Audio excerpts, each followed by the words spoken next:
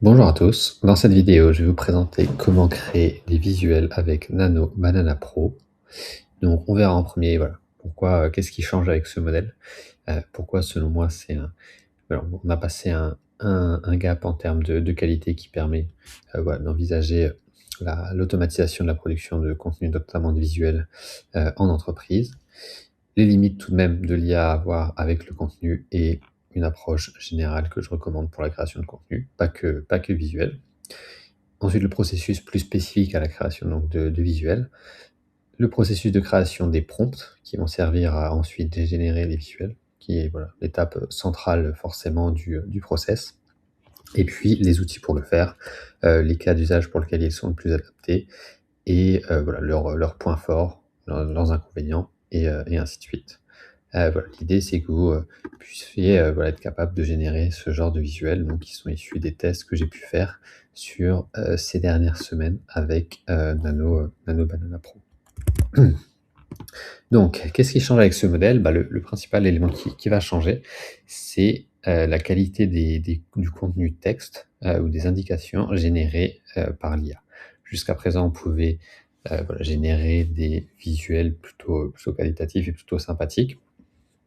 Mais, dès qu'il y avait du texte, dès qu'on demandait de faire des modifications, voilà, ou des modifications d'ailleurs ou d'implémenter du texte, c'était rarement, correct, cohérent. Il y avait des fautes, il manquait des lettres, il y avait toujours des choses qui ne fonctionnaient pas. Et pareil aussi dans la consistance, que ce soit en termes de charte, ou de type de visuel, c'était pas nécessairement très qualitatif. Ce qui faisait qu'en pratique, pour les entreprises, c'était pas encore quelque chose sur lesquels on pouvait vraiment se baser, sur lequel on pouvait se projeter de manière, consistante, on va dire, en production. Pour autant, voilà, même si ce dernier modèle, donc Nano Banana Pro, débloque énormément de cas d'usage, hem, il y en a il reste tout de même des limites. Ce que je veux dire par là, c'est que, de la même manière que l'IA. Enfin, c'est assez similaire finalement à la partie texte. L'IA reste un exécutant, et n'est en aucun cas un designer, professionnel. Ce que je veux dire par là, c'est que, si vous ne donnez pas les bonnes instructions ou en tout cas des instructions, cohérentes en termes de design, en termes de ce qu'on verra par la suite, d'adapter par exemple ce que vous demandez d'illustrer, en termes voilà, ce genre de choses, vous n'allez pas obtenir de bons résultats si vous n'avez pas de charte graphique aussi. Vous n'allez pas obtenir des choses très sympathiques, et donc voilà, il reste quand même toujours cette limite, ce qui est vrai aussi par exemple avec la génération de contenu textuel. Voilà, c'est aussi vrai avec la partie visuelle. Jusqu'à présent, oui, c'est toujours le cas, mais en tout cas, moi, mon process en termes de, génération de contenu automatisé, création de contenu automatisé, donc jusque-là, principalement avec le texte, c'était globalement ces grandes étapes-là. Donc il y avait des données d'entrée, à la fois des données d'entrée qui venaient de l'IA et l'automation, donc c'est juste, par exemple, récupérer des métriques, récupérer des datas qui se trouvent, voilà, sur vos différents outils. Récupérer ensuite des inputs aussi humains, voilà, de retours clients, différentes sources aussi. Puis avoir une étape d'idéation, une étape de validation humaine sur les idées, voilà, qu'on souhaitait transformer en contenu, puis créer un brief, pareil avec à nouveau une étape de validation et de modification, et enfin une étape de, création. Aujourd'hui, ce process pour les visuels, peut être aussi valable, mais je vous explique après juste pourquoi, on n'a pas forcément besoin d'aller dans ce détail, notamment la partie idéation et brief. Voilà, c'est des étapes qu'on va pas retrouver, parce qu'il y a une complexité, voilà, supplémentaire et qui va faire que le process va être un peu différent. Donc justement, ce fameux processus de création de visuels, on va retrouver donc nos données d'entrée. Je ne l'ai pas mentionné, pour le process précédent, mais ça reste l'étape la plus clé, voilà, avec la fameuse expression, garbage in, garbage out. Donc voilà, ça reste toujours, comme toujours dans la création de contenu, l'étape la plus importante, d'avoir des données d'entrée de qualité et entre guillemets le plus original ou le plus, authentique possible, ou en tout cas les moins exploités possibles. C'est ce qui fera que vous pourriez vous différencier de, voilà, tout le reste du contenu qu'on pourra retrouver sur le web. Ensuite, on a une étape donc de, framework et c'est là qu'il y a une grosse différence avec la génération de contenu textuel. C'est que pour la génération de contenu textuel, on peut alors c'est enfin on peut, dans un même prompt, demander à l'IA d'adapter le style en fonction du type, d'histoire. Par exemple, si, voilà, vous pouvez avoir un seul prompt, pour, rédiger tous vos posts LinkedIn, même si certains posts LinkedIn vont être des études de cas, d'autres vont être, du storytelling, d'autres vont être et cetera. Alors, si vous êtes suffisamment expert, c'est toujours mieux de séparer ça et d'avoir un prompt par format. Mais, voilà, vous pouvez tout regrouper en avec un seul prompt et avoir des résultats tout de même, vraiment cohérents et qualitatifs pour la partie texte. Par contre, pour la partie visuelle, ça va vraiment pas être le cas. Il va vraiment falloir que vous associez, voilà, vos inputs au bon framework, un bon type de visuel. Donc par exemple, voilà, infographie ou, cheat sheet ou, des formats synthèse. J'ai créé notamment un swap file que je vous montrerai après, duquel je me suis inspiré pour voir un peu les différents formats, pardon, qu'on pouvait retrouver sur LinkedIn ou Carousel et cetera.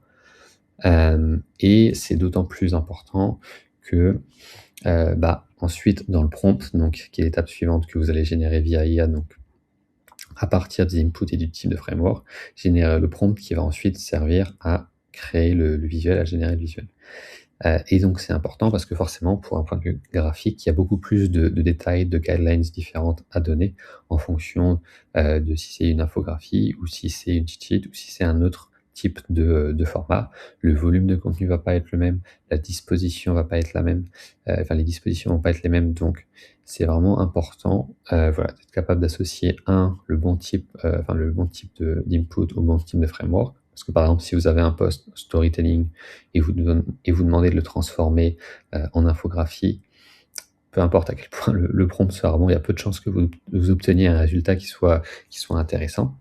Donc déjà, il y a ce 1er enjeu d'associer, encore une fois, voilà, le bon type d'input au bon format et ensuite, une fois que vous avez identifié le format, de donner les bonnes instructions pour, transformer ça en quelque chose de cohérent. Et là, on va retrouver 2 éléments qui sont, voilà, primordiaux. Un, c'est, la charte graphique. Voilà, parmi voilà, les quelques dizaines, voire même quelques centaines de tests que j'ai faits, il y avait quelque chose de clair. Plus la charte graphique était, étayée, détaillée et plus j'obtenais facilement, des résultats qualitatifs. Et donc ça, je trouve ça intéressant parce que du coup, je pense qu'il y a pas mal d'entreprises ou d'indépendants comme moi, qui forcément, jusqu'à présent, n'avaient pas forcément pris le temps, la peine de se créer une charte graphique vraiment poussée. Aujourd'hui, avec la génération de contenu par IA, ça va être quelque chose qui va potentiellement devenir, plus standard et plus nécessaire pour beaucoup.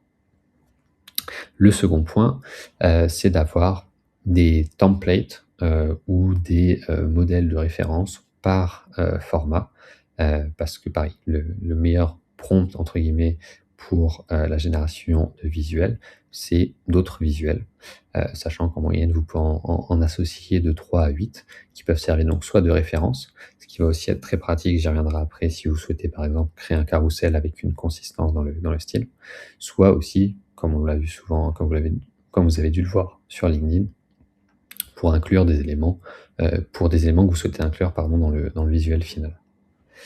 Donc, voilà un peu pour le processus de création de visuels. Et donc, comme je le disais, l'étape la plus centrale, alors la première, c'est effectivement d'associer les bons inputs au bon format, mais ça, à la limite, je ne vais pas m'attarder dessus. Je suis pas non plus je suis pas non plus un spécialiste. Là, un designer sera mieux à même de vous dire, ce qui est pertinent, même si évidemment j'ai quelques notions en tête. Mais sinon, l'étape centrale, c'est la création donc du prompt en fonction des formats et donc pour ça, j'ai aussi un process qui est assez complet. Le premier, c'est de créer un swap file. Ce que j'appelle un swap file, c'est, voilà, un dossier ou plusieurs dossiers dans lequel vous allez avoir des références, par format ou en tout cas par type de contenu que vous souhaitez créer, que vous allez ensuite pouvoir faire analyser par l'IA pour en tirer des guidelines. Donc, si je vais par exemple, hop, dans mon Drive, vous voyez ici que j'ai un dossier qui s'appelle base de données visuelle, dans lequel j'ai repris des posts de de différentes personnes sur LinkedIn dont j'ai aimé les visuels, et que j'ai catégorisé en trois parties. La partie, ce que j'ai appelé synthèse, c'est toutes des visuels avec peu de texte dessus, avec des citations et peu de texte dessus. Donc vous en voyez ici quelques-unes, ou des schémas, mais qui sont plus compliqués à reproduire, mais globalement avec voilà, un peu de texte. Ensuite, toute la partie donc cheat sheet, qui est un des formats les plus connus, avec des exemples donc de Bulldozer, des exemples toujours de Nick Morokma, ou encore des exemples de Pierre et Ruben, qui sont vraiment excellents sur ce type de format. Et puis, ce que j'ai appelé voilà, le type schéma, pareil avec Pierre Ruben, Bulldozer, Nick Morokma, les trois personnes slash entreprises que je suis vraiment beaucoup pour ça, qui vont consister donc voilà, à illustrer de manière schématique le concept abordé dans le post. Et donc, une fois que vous avez donc créé votre swap file, l'idée ensuite, ça va de le faire analyser par l'IA. Donc concrètement, vous allez voilà, demander à l'IA, c'est simple, enfin, simplement, entre guillemets, de dire, bah, voilà, donner le contexte, je souhaite créer un prompt pour créer tel type de contenu. Tu retrouveras en pièce jointe voilà, des exemples de contenu sur voilà, le cible que je souhaiterais produire, en tout cas similaire à ce que je souhaiterais produire. Voilà, aide-moi à trouver, enfin détermine un peu quelles sont les bonnes pratiques sur ce type de visuel, ou sur ce type de contenu, à suivre pour y parvenir. Voilà, cette analyse-là, ça va vous servir pour obtenir la première version de votre prompt. La première version donc qui va vous permettre donc de transformer vos inputs ici en prompt. Et qui va vous permettre ensuite d'itérer. Itérer jusqu'à ce que vous obteniez un ou plusieurs résultats qui vous satisfassent. Une fois que c'est le cas, donc les résultats qui vous satisfassent, j'appelle ça voilà, des résultats qui sont donc adaptés à votre charte graphique, dans le format adapté au format que vous souhaitez créer, et dont vous appréciez, dont vous jugez le résultat qualitatif. Une fois que c'est le cas, ce que je vous recommande, c'est de transformer les résultats concluants en template. C'est ce que je vous mentionnais avant, surtout pour la partie visuelle, une image vaut 1000 mots. Et donc voilà, de fournir, par exemple, si c'était voilà, des templates pour un carrousel, ça serait d'avoir un template pour la première page, un template pour les pages chapitres, un template pour les pages contenues et un template pour la page conclusion. Bon, là c'est un peu complexe parce que j'ai pris l'exemple d'un carrousel, mais sinon, pour une infographie, ça serait juste un voire deux templates si vous avez voilà, différentes dispositions d'infographie que vous appréciez. Et ensuite dire, et ensuite, donc, comme je montre ici, adapter le prompt, c'est-à-dire voilà, adapter le prompt que vous avez obtenu ici en mentionnant qu'il y aura en pièce jointe, entre guillemets, ce template-là, et qu'il faut donc le prendre en compte dans les instructions, puis ensuite dans la génération. Donc voilà un peu pour la manière dont je crée mes prompts pour mes visuels. Voilà, c'est pas la seule, mais c'est quelque chose qui fonctionne bien et dont je me sers, en l'occurrence là pour les visuels, mais dont je me sers aussi pour tout type de contenu que j'aurai à produire ou pour lequel je devrais créer un prompt. Ensuite, sur la partie outils, donc effectivement, c'est surtout Nano Banana Pro aujourd'hui qui est sur le devant de la scène, j'allais dire. Mais même juste avec cet outil, enfin juste avec ce modèle plutôt, vous allez pouvoir le retrouver dans différents produits et en fonction de votre cas d'usage, l'un ou l'autre de ces produits, de ces outils peut être plus pertinent.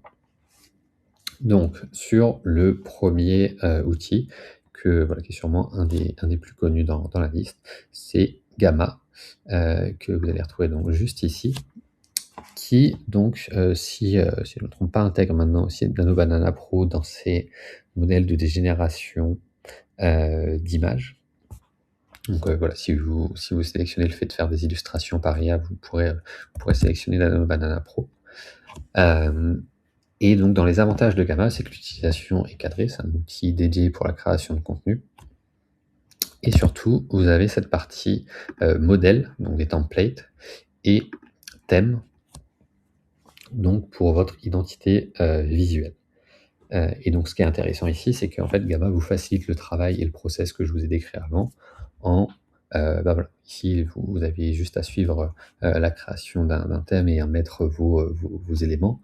Pareil pour le modèle, vous pouvez l'importer ou le créer de 0. L'importation, il y a quelques limites. Je l'ai testé récemment, c'est pas voilà, si c'est un visuel qui est pas natif de Gamma, c'est pas toujours très bien fait, mais sinon vous pouvez juste le créer manuellement ou demander à un designer de le faire. Heu et ensuite, vous pouvez donc les générer à partir de, voilà, de modèles et thèmes, en donnant juste des instructions, via IA pour qu'ils modifient l'ensemble et que ça fonctionne très bien. L'autre intérêt, c'est que vous pouvez aussi faire exactement le même process, mais par API, et donc, ça facilite aussi pas mal le process. C'est forcément plus complexe techniquement. Voilà, si je vais sur une 810, j'en avais fait un exemple, hop, ici. Donc voilà, je prenais un input que je transformais en prompt, puis ici, je lançais la requête de génération et j'attendais ici le résultat. La difficulté aussi par rapport à ce prompt-là, comparé à un prompt de génération classique, enfin, par les autres moyens que je vais vous présenter après, c'est que dans Gamma, il y a plusieurs paramètres. Donc il y a des paramètres que vous allez devoir générer avec l'IA plusieurs variables. Voilà, je ne vais pas rentrer dans les détails techniques parce que c'est pas le sujet de cette vidéo. Heu, mais voilà, il y a une petite complexité supplémentaire sur la structure de la réponse à obtenir. Mais par contre, sur ensuite le résultat, c'est beaucoup plus simple et surtout l'intérêt avec Gamma, c'est que vous obtenez un fichier qui va être modifiable, très facilement. Vous allez pouvoir, voilà, modifier le texte, les images, tout ce que vous souhaitez. Donc ça, c'est quand même vraiment top. C'est pour ça que, Gamma, je vous le recommande donc pour tout ce qui est présentation, carrousel, visuel. Le petit inconvénient, c'est que la partie génération images et texte est non dissociée. Donc forcément, vous allez pouvoir, pour les visuels, donner des instructions moins précises. Donc c'est pour ça que si vous avez des templates, je trouve que Gamma est sûrement le meilleur outil parce que, bah, vous avez déjà tout de cadré, de paramétré. Si par contre vous partez de 0, voilà, ça peut être moins pertinent, donc ça dépend un peu de vos contraintes. Le deuxième outil, c'est, Gemini forcément, ils intègrent évidemment leur modèle de génération dans Gemini. Donc voilà, c'est assez, si vous utilisez déjà Gemini, c'est assez facile à essayer. Mais je trouve que ça a plusieurs inconvénients, notamment le format d'export que je trouve pas facile à exploiter. Les paramétrages, où vous choisissez pas, enfin c'est pas, vous devez donner dans les instructions un peu le format que vous souhaitez et cetera. Hem, c'est pas aussi paramétrable que d'autres outils, notamment ceux que je vais vous présenter juste après. Et ensuite, le dernier élément que je trouve assez mal fait, c'est que les limites sur le nombre, visuels que vous pouvez créer chaque jour sont pas très explicites. En tout cas, moi, j'ai pas su vraiment les trouver, et donc ouais, je trouve ça moyennement pratique. Et donc je vous le recommande potentiellement pour des visuels simples, mais globalement, si vous n'utilisez pas déjà Gemini, c'est pas celui que je vous recommanderais, forcément. Ensuite, vous avez Kai AI et donc Fal AI qui sont des outils, voilà, spécialisés plutôt sur la partie, API, donc des sortes d'agrégateurs de modèles, d'IA, créatifs, donc à la fois visuels mais aussi vidéo, et qui sont principalement utilisés d'ailleurs, par des SaaS, sur la partie API, mais qui n'en sont pas moins, voilà, quand même assez accessibles et que vous pouvez aussi utiliser directement sur la plateforme, que vous n'êtes pas obligé de vous en servir via API. Donc le premier s'appelle, hop, Kai.ai, j'en ai déjà parlé dans mes posts. Donc voilà, vous avez accès ici aux différents modèles, vous avez les coûts et ensuite vous pouvez donc, voilà, avoir ici donc la partie prompt, la partie input, donc c'est les fameuses pièces jointes dont je vous parlais, la partie, ratio, et puis ici la partie résolution et output, format. et ensuite, vous pouvez générer votre image. Donc comme je disais, vous pouvez le faire directement depuis voilà, la plateforme, ce que je vous recommande à minima pour la partie, itération. Après, vous pouvez l'intégrer aussi via API, voilà, plus facilement si vous avez les compétences techniques et surtout le besoin.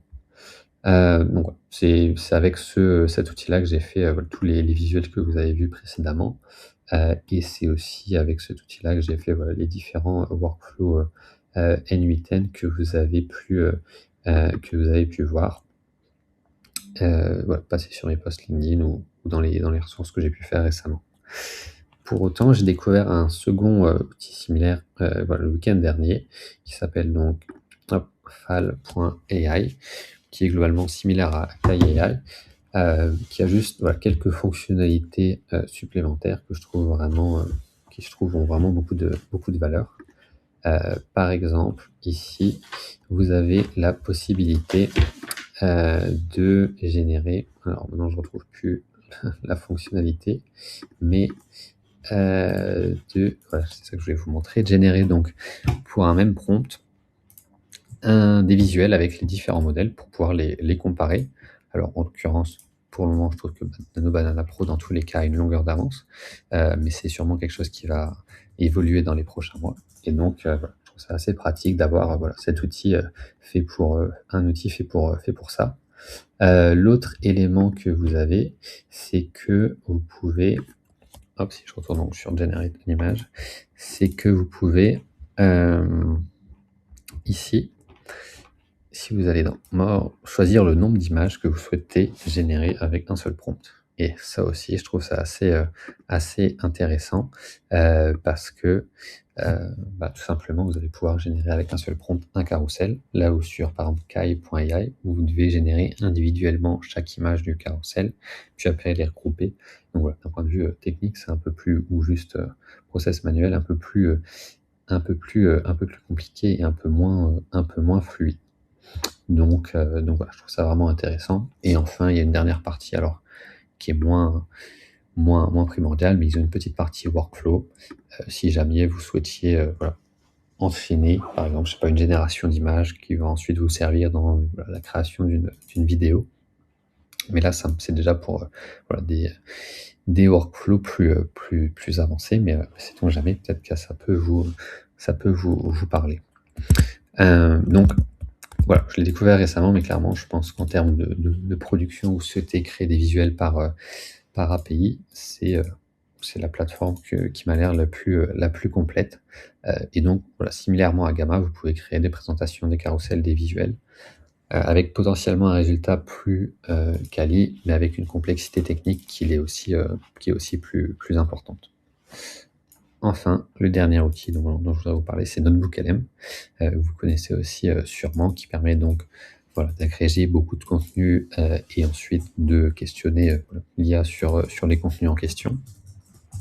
Et ils ont ajouté récemment des formats. Donc ils avaient déjà les résumés audio, vidéo, rapports, carte mentale, fiches d'apprentissage et quiz.